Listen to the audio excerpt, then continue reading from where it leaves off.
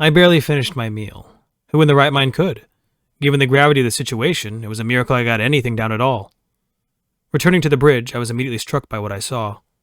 There were no signs of fire foam anywhere, and to that end, the surfaces that had been coated with a thin layer of dust prior to the fire foam were now buffed and glossed with a clean sheen of polish. The entire room seemed to glisten with a finish that looked as if it had just rolled off the assembly line. The restoration was practically night and day, and with it came a renewed sense of purpose. A sharp, continuous stream of clacking and thocking from the central console pierced through the otherwise monotonous hum of the life support systems that filled the cavernous space. Veer was predictably going through the motions of whatever processes were necessary to prepare for our encounter, taking us one step closer to unraveling the mysteries of our circumstances. "Hey, look who's decided to join. Glad to have you back, Lasara. Go on, have a seat just about anywhere."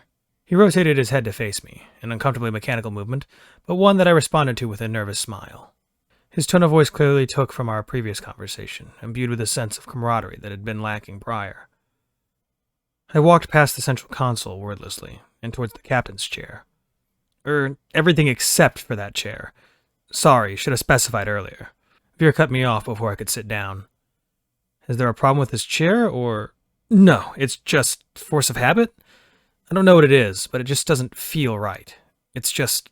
Veer, it's fine, I'm not judging, I replied simply, eliciting a nod and a thumbs up from the AI's screen face. As I took the seat adjacent to the captain's chair, Veer would address me once again. "Thanks for humoring me, Lasara." I nodded in understanding, not thinking too much of it. We all had our quirks after all, Veneran, human, and as I was quickly discovering, even AI it seems. This jaunt into introspection was quickly cut short by the sudden activation of the bridge monitor, a massive display that stretched from one side of the bridge to the other, curving and stopping just halfway, where the array of helmsmen and bridge officers' consoles met the open-plan meeting table behind them. Displayed prominently on it was a satellite of alien make and design, perhaps human if its geometrical inclinations and aesthetics were any indication. A series of readings were displayed just off-center to the satellite, readings on distance, scans on its composition, and the zoom amplification, the latter of which was at 1x, which indicated that we were just a few hundred feet away from practically touching the object now. "Before we go forward with this, any second thoughts?" Veer suddenly asked. I was dumbfounded for a few seconds after that. Why in ancestor's name would he suddenly be having cold feet literal inches away from our objective? "Second thoughts?" I parroted back. "Veer, what in ancestor's name do you mean?" "Well, I thought before we continue, I should ask the only other person present here. We aren't a military operation, we aren't government-sanctioned, we don't have a strict hierarchy, and honestly, I promised that I'd work with you rather than for you or for myself, right?" I was taken aback by this. "We're a team after all, and there's no I in team," he managed out, chuckling slightly, a sense of humor that did little to alleviate my trepidation in a situation such as this. "In all seriousness, Lasara, I want to make sure you have a say in the decision-making process, especially something of this magnitude. It's not that I don't want to proceed. Hell, I have the orders all loaded up, ready to go. But I just wanted you to know that, as slight as it may be, there is a chance this might be a trap. There is a chance this might not turn out the way we want it to. There is a chance that the actions we're about to take might put my life and yours at risk. So, I ask again, knowing the risks and knowing where I stand, do you have any second thoughts?" "Veer, we Venerians have a saying. In life, there is no action without risk. It is the ability to assess the value of the action to the severity of the risk that makes us sapient." I paused, taking a moment to stare back at the satellite before turning back to Veer. "To take no risk is to deny yourself of your gift of sapience. To take too many risks is to risk losing your sapience entirely. But right now, there's no such thing as too many risks. We have no other choice but to move forward. We could just leave. Search around aimlessly, live on the ship permanently, or settle down somewhere. The ship has enough fuel to last 1,000 more years, and the mini factories to produce more fuel, of inferior quality, but fuel that can do the trick. We could go on. No more. No more ignorance, no more bliss. Not when Elijah just opened my eyes to the world I was living in. Not when he'd just shown me the past millennia of my life had been led under false pretenses and assumptions. A life of ignorance is not a life I wish to lead. Not anymore. Not ever." The AI smiled at that, a synthesized sigh of relief following suit. "I was hoping you'd say that. I just needed to make sure we were on the same page. Because the path we're about to take will test our resolve. I, for one, however, am willing to do anything to get out of this pit of ignorance." I nodded, forcing myself to mimic that smile the humans were so fond of. "That is a sentiment I can get behind wholeheartedly. A small pause settled between us, the thrum of the life support systems growing louder by the minute, as Veer turned back to his console, a finger hovering over a single key. Here's how I plan to approach this. I'll do an in-depth scan of the satellite, followed by a ping to determine its origin, its make, its model, and its mission profile. After that, I'll attempt to hail it, and if the hail does nothing, I'll deploy a series of e-warfare suites to take every scrap of data I can from it. Either way, we get what we came here for. You have my vote of confidence, Veer. I looked towards the satellite once more, taking a deep breath and nodding. Do it. They say that the AI mind is one that is difficult, if not impossible, for the organic to comprehend. In speed and complexity, and only limited by its emotions and feelings, which make it susceptible to the same ills that plague most organics. It is the former two sentiments that I now had front row seats to. As streams of data pounded the consoles in front of me, a veritable war was being fought within the ether that was cyberspace. I could do nothing but wait as I turned back to stare warily at Veer, feeling a genuine sense of worry, not just for myself, but perhaps the first time for this AI as well. Silence, not barely punctuated by the clacking and thocking of his keyboard, dominated the scene for 5 entire gut-wrenching minutes, before a new set of data swamped the bridge monitor. Got it! Veer sounded off triumphantly, shimmying ever so slightly in his seat as he presumably began dissecting the data. You're not directly interfacing with it? No, and this time it's not the strange force of habit. It's a literal security hazard. If the code's corrupt, or there's some latent virus planted in there somewhere, a direct interface would be tantamount to opening up the floodgates. So no, I'm air-gapping it and doing it the good old-fashioned way. I once more nodded in understanding. It made sense, and once again, the risk of losing my only partner was one that I didn't want to take. Not when we had all the time in the galaxy to dissect this carefully and methodically. Let's get the elephant in the room out of the way first. Unidentified satellite is designated as README 1. Make and model, Altheron Stellar Industries generally multi-purpose long-range data relay satellite, heavily modified. It's a late 3900s vintage. That's about 4 centuries after you went under, Lasara. Mission profile classified. Huh. A sudden pause soon after that warranted my attention as I craned my head back. Wait, no, this doesn't make any sense. Veer's rattling suddenly trailed off, which prompted me to peek behind his console. Lasara, you're going to need to take a look at this. On screen was a single message, one that perplexed me as much as it did Veer. Mission profile, classified. Biocoded to Lasara Ta'el Profundinir. Species, Veneran. This is a human satellite, Lasara. This shouldn't be here, Veer reiterated, to which I could only reply with an apprehensive nod. I know, but I don't see why we shouldn't. Let's just get on with it.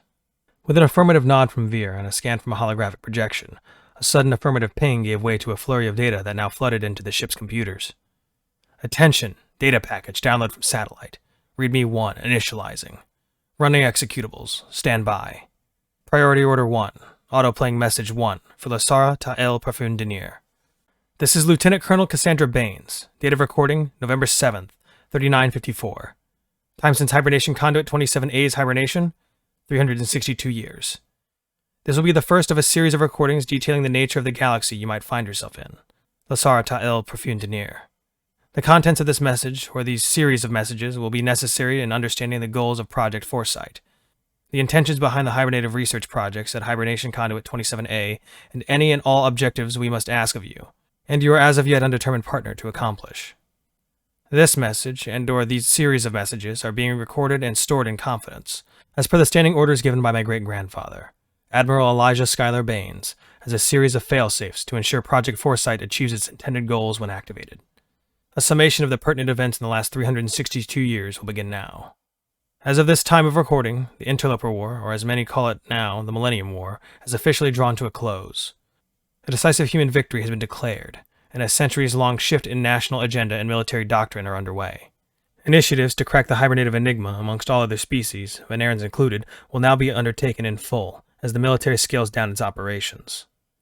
In short, the interlopers' capabilities for a conventional war have been neutralized. Their logistics networks no longer exist. Their industries have been completely eviscerated. Any semblance of a cohesive centralized government has been destroyed.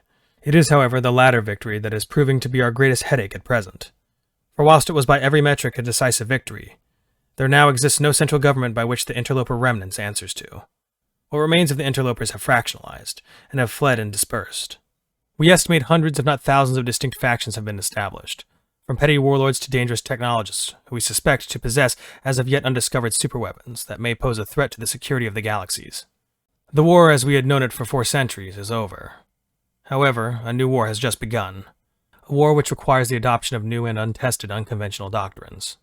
A war which may require the proliferation of artificial intelligence technologies and a mass implementation of AI systems within intelligence-gathering operations.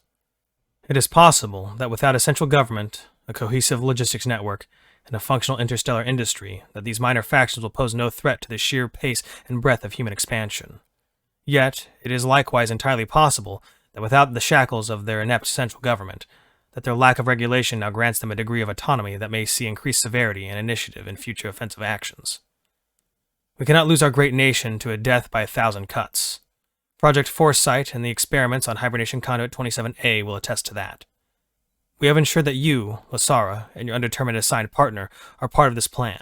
That is all I can say on the matter. My message ends here. However, depending on how the war goes, and depending on what my descendants decide, there may be more messages to seek, and more problems to overcome. Rest assured, however, that we are still here on the other side. Priority message ends. Now downloading data caches. Stand by. Priority order 2. Data packet for SVI designation Veer. Received. Direct upload initiating. I sat there for a solid 5 minutes, simply digesting, interpreting, and replaying the words over and over again. The updates on the war were indeed eye-opening. The introduction of more complications to the mess, Project Foresight, unknown objectives, and the true nature behind Elijah and Mitchell's experiments all posed more questions than answers.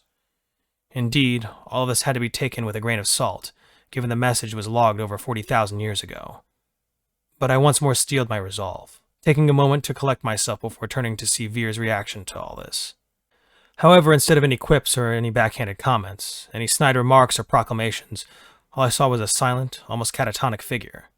His features were difficult to discern, but from what I gathered, a lack of any movement and a blank screen of a face meant something was wrong.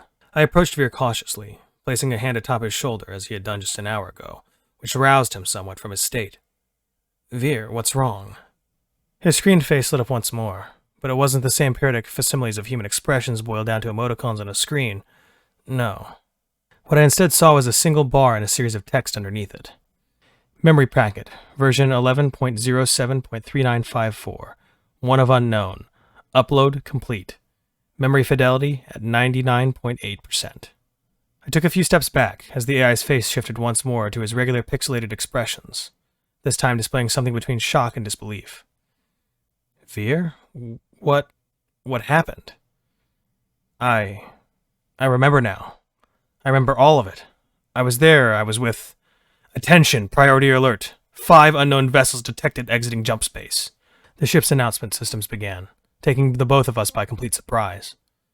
Computer, scan the ships, but do not hail them yet. I suddenly took command, surprising both myself and Veer as an affirmative beep sounded. Affirmative. Attention. 5 unknown vessels of unregistered class and affiliation. Parsing through data records for closest possible match. Parsing complete. Comparative cross-referencing and extrapolation yields a positive ID within a 98.7% degree of accuracy. Human? Veer spoke up first. Negative. Veneran? I went next. Negative.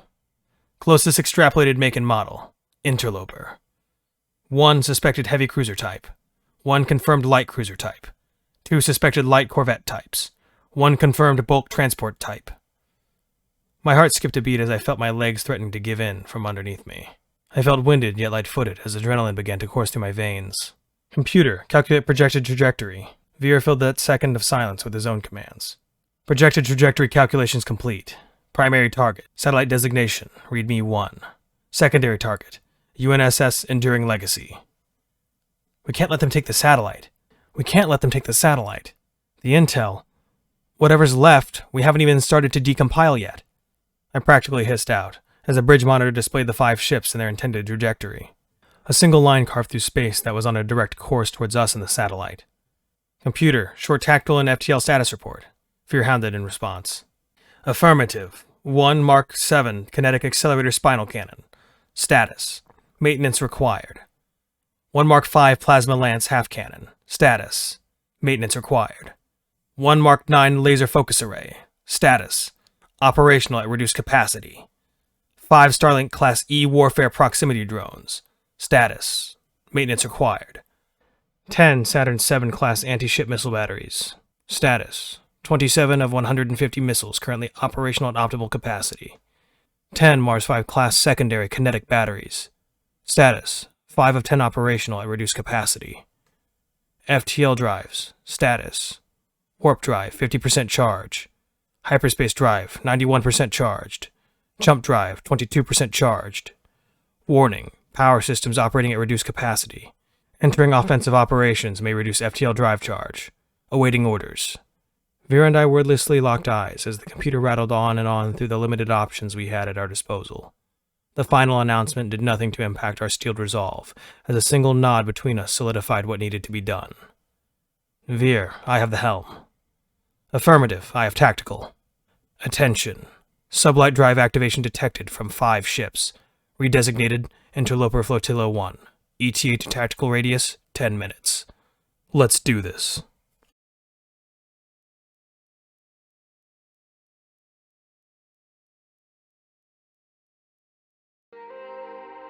Hey everybody, thanks for watching.